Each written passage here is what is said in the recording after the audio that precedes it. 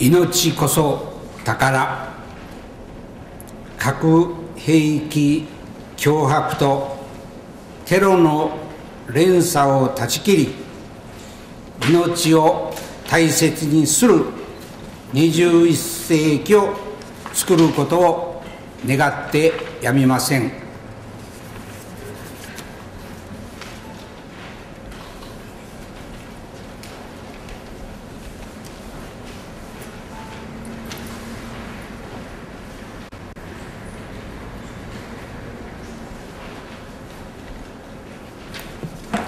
La sociedad tiene un papel muy importante en el fin de la violencia y el camino hacia la paz.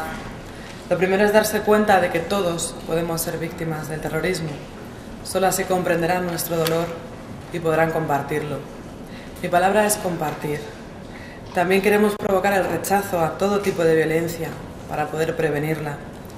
Para esto es necesario desechar el miedo, ya que actúa como cómplice de todo tipo de violencia. Solo la concienciación social contra la violencia debilitará la fuerza de los que matan para conseguir un fin. Os necesitamos para demostrar a los que usan la violencia que hay cosas mucho más bonitas que el odio y que hay mucha más gente que ama de la que odia. El odio no podrá vencer nunca.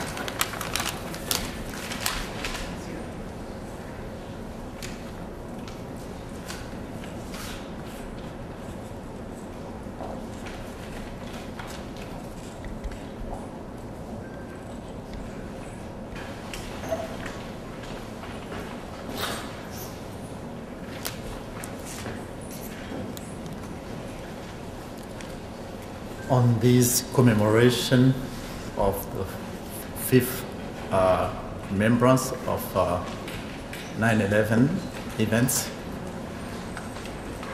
I'd like to express my empathy to the American people, and especially to the members of the victims of the 9/11.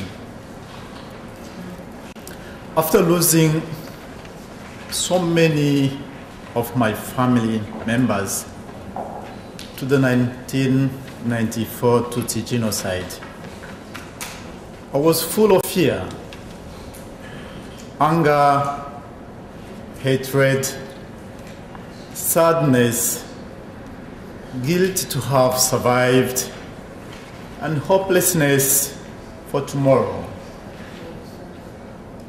All these negative and hard emotions had many side effects to my happiness and reason for being.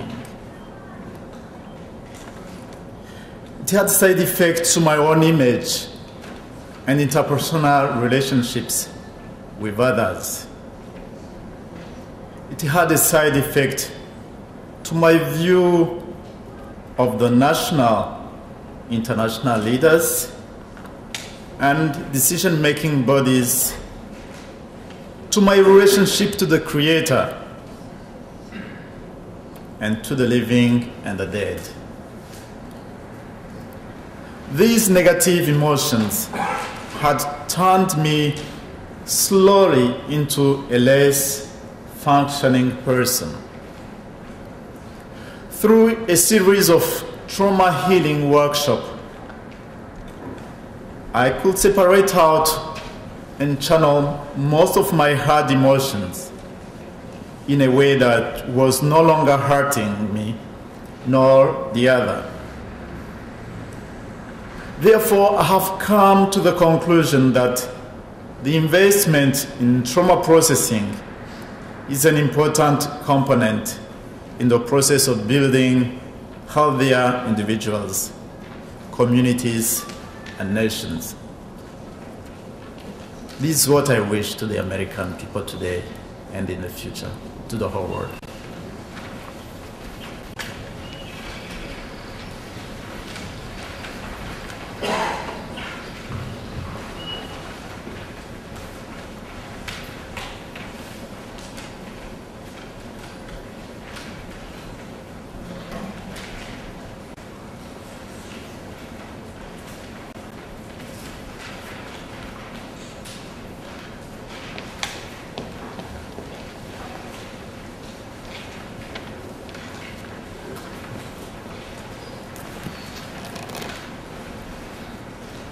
in the Hindu story.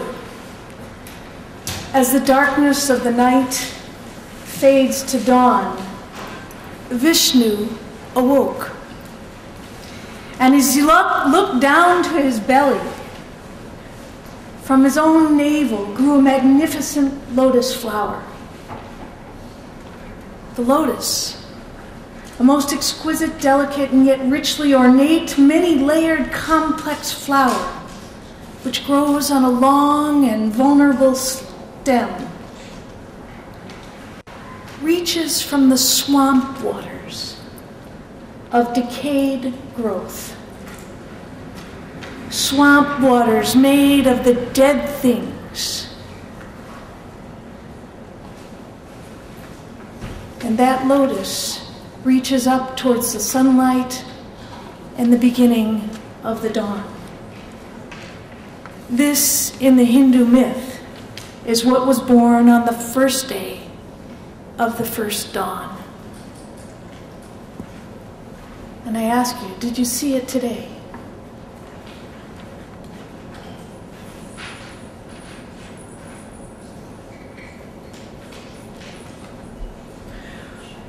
We're hoping that as you heard these words today, your networking at this next generous reception will be enriched because you've heard these words. We're asking you to think deeper and more structurally about each of those words. How do we place these deep and healing words into the way society operates, so that those who face such horrific actions